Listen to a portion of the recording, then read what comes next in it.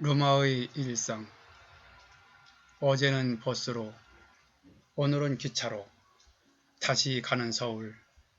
딸을 대하는 아빠의 마음. 어제 새벽부터 정기검진차 서울에 다녀왔는데 피로가 채 가시기도 전 오늘도 아침 일찍부터 과일과 도시락을 챙겨 차를 몰고 대전으로 향했다. 가는 차 안에서 아침을 해결하고 꼬박 3시간 반을 서서 얘기를 하고 다시 차 안에서 늦은 점심을 해결하면서 천안 집으로 왔다. 대전으로 갈 때는 약간 흐렸었는데 일을 마치고 천안으로 올 때는 중간에 갑자기 앞을 분간하기 힘들 정도로 후두둑 소나기가 내리기 시작했다. 수면 부족에 목도 잠겨 있었고 소나기로 인하여 시야까지 가리니 집으로 오는 길이 너무나 멀게만 느껴졌다. 게다가 눈도 약간 침침하고 쓰린 느낌이 있어 이제는 좀 쉬라는 신호를 몸에서 주고 있었지만 저녁 7시에 서울에서 딸아이 전셋집 계약서를 쓰는데 아빠가 왔으면 하는 딸내미의 부탁을 들어주기로 한 터라 쉴 시간이 애매모호하였다. 그래도 쉴 시간을 최대한 확보하려고 천안 아산역 출발 KTX를 알아보니 상행은 모두 매진 하여 천안역을 검색하니 약속 시간에 맞출 수 있는 열차가 있어 바로 예매를 했는데 아플싸 쉴 시간이 겨우 20분밖에 없었다. 그래서 조금이라도 피로를 풀려고 가수면 상태로 20분 남짓 누워있다가 정신을 차릴 겸 찬물로 샤워를 하고 다시 서울로 향했다. 어제는 버스로, 오늘은 기차로 다시 가는 서울. 어제는 새벽에, 오늘은 저녁때 출발. 열차 안에서도 부족한 잠을 보충하려고 내내 눈을 감으려고 노력했지만 중간중간에 낮 동안 올라온 뉴스가 궁금하여 잠을 잘 수가 없었다. 서울에 도착하여 약속 장소로 가는데 퇴근하는 딸 아이와 통화를 하다 보니 같은 전철을 타게 되었다. 서로가 뭐 이런 경우도 있냐며 반가워했다. 약속 장소에 조금 일찍 도착한지라 근처에서 간단하게 햄버거로 요기를 하고 일을 무사히 마쳤다. 저녁 8시가 훌쩍 넘어 있었다. 홀가분한 마음으로 딸 아이와 함께 정식으로 저녁을 먹을까 생각을 했었는데 긴장이 풀리니 몸이 너무 피곤하여 빨리 집에 가서 쉬고도 싶었고 아내가 엊그제 얘기하기를 딸 아이가 아빠랑 단둘이 있는 걸 어색해 한다는 얘기를 들은 것이 있어 다시 간단하게 김밥 한 줄로 저녁을 해결하고 바로 천안행 열차를 탔다. 마음속으로는 어색했을지 모르나 그래도 아빠가 와줘서 고맙고 고생했다며 여기까지 배웅해주는 딸 아이의 배려에 잠시 뭉클했다. 딸 아이도 종일 근무하고 온 터라 피곤했을 까닭으로 역까지 안 와도 된다고 했는데 역 입구까지라도 배웅해 주겠다는 딸 아이의 호의를 거절할 수 없었다. 역 앞에서 포옹을 하고 헤어졌는데 대합실로 올라가는 에스컬레이터 중간에서 뒤를 돌아보니 딸 아이가 손을 흔들며 서 있었다. 다시 손을 흔들며 작별 인사를 했고 딸 아이는 그제서야 돌아서 갔다. 그때 잠시 눈시울이 촉촉했었는데 지금도 마찬가지다. 자식이 둘 있는데 큰 애가 딸이고 둘째는 아들이다. 큰 애를 낳고 둘째는 건강상 문제로 6년의 터울이 있다. 딸 아이를 낳고 나서 바로 내 건강이 나빠지기 시작하여 특히 딸 아이는 갓난 아기 때부터 아빠의 사랑과 관심을 제대로 받을 겨를이 없었다. 본래 내 성격이 무심한 것도 있었지만 몸이 안 좋다 보니 신경이 예민해져 천진난만하게 한창 재롱을 부리던 딸 아이의 어린 시절,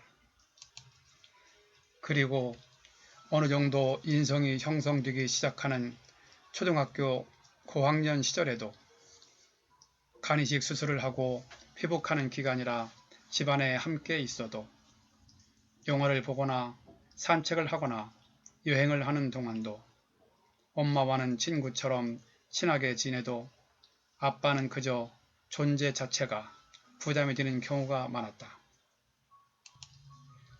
간 이식 수술 후 건강이 회복되면서 가족들에 대한 미안함을 만회하려고 예전과는 다르게 주말은 무조건 가족과 함께 한다고 다짐하고 외부인과의 주말 약속은 거의 일절 잡지 않고 나름대로 최대한 가족과 어울려 지내며 화목한 가정을 이루고 다정다감한 남편, 존경받는 아빠가 되겠다고 했었는데 아이들에게는 어릴 때 보여진 내 모습, 무뚝뚝하고 무정했던 내 모습이 성인이 되어서도 쉽게 변하지 않는 것 같다. 그래서 수술 후 지금까지 아내의 만류에도 불구하고 아이들 부탁은 거의 이유를 묻지 않고 들어주고 가급적 마음 편하게 해주려고 하는데 이미 벌어진 간극은 좀처럼 좁혀지기 어려울 것 같다는 생각도 한다. 오늘도 원래는 2년 전에도 그랬듯 아내와 함께 서울에 가는 것이 편한 자리였는데 여건상 아내가 도저히 시간을 낼 수 없어 내가 혼자 가기로는 했지만 은근히 나도 딸 아이가 불편해할까봐 조심스러웠었는데 서울에 도착하여 통화를 할 때부터 같은 전철에서 우연히 만날 때부터 딸 아이의 경쾌한 목소리, 밝은 표정에 그런 염려가 기우였다는 생각이 들 정도로 편안하게 일을 보고 내려왔다. 그래서 핏줄은 어쩔 수 없다고 하는가 보다. 다시 내려오는 열차 안. 몸은 너무 피곤했지만 정신은 맑아졌다. 차창 밖으로 스치는 야경을 즐기며 살면서 이렇게 딸 아이와 단둘이 보낸 시간이 거의 없었는데 이번 기회가 그간 어색했던 마음을 해소하는 반전의 기회가 될지도 모른다는 생각을 했다. 천안역에 도착하니 시간이 빠듯하여 일찌감치 포기했던 전철이 바로 뒤따라왔다. 이것도 기분 좋은 신호라고 여겨졌다. 이미 밤 10시가 넘은 시간, 집 근처 전철역 앞에 뜻하지 않게 아내와 루마가 마중 나와 있었다.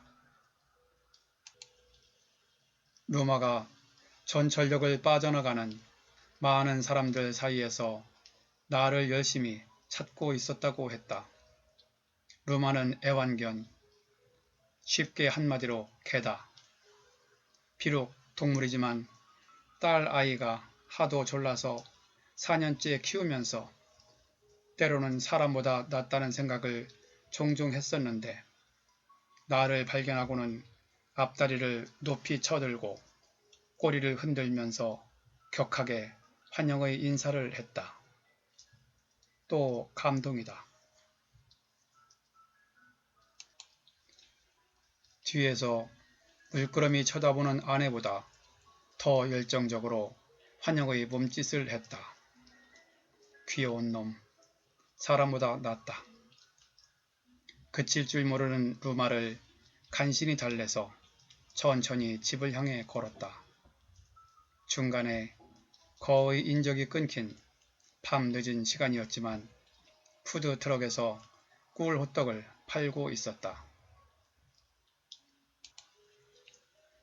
배가 고픈 것은 아니었으나 피로감을 더는 데는 단 것을 먹는 것도 도움이 될 것 같아 안 먹어도 된다는 아내도 맛으로 하나 먹으라고 2개를 사서 편의점 앞 테이블에 잠시 앉아 단맛을 즐겼다. 입안을 감도는 꿀맛과 씨앗이 씹히는 맛이 어우러지면서 하루의 피로가 사르르 녹는 듯 했다. 테이블 밑에서 맹렬하게 꼬리를 흔들며 목이 빠져라 고개를 치켜들고 혹시나 하고 간절하게 호떡을 기다리는 루마에게 쬐끔씩 2번 떼어주니 간절하게 바라면 소원이 이루어진다는 걸 알았는지 더욱 신이 나서 싱글벙글 꼬리를 빙글빙글 돌리며 아까 만났을 때보다 더 힘차게 흔들었다. 녀석도 종일 혼자 집을 보느라 심심했는데 사람과 함께 있으니 살아있음을 느끼는가 보다.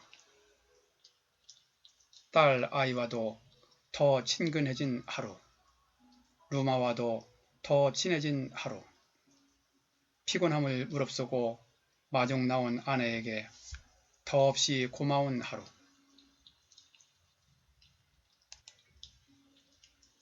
오늘 하루도 벅찬 일정에 몸은 지쳤지만 피곤함을 잊은 채 편안한 마음으로 또 이렇게 흘러갔다.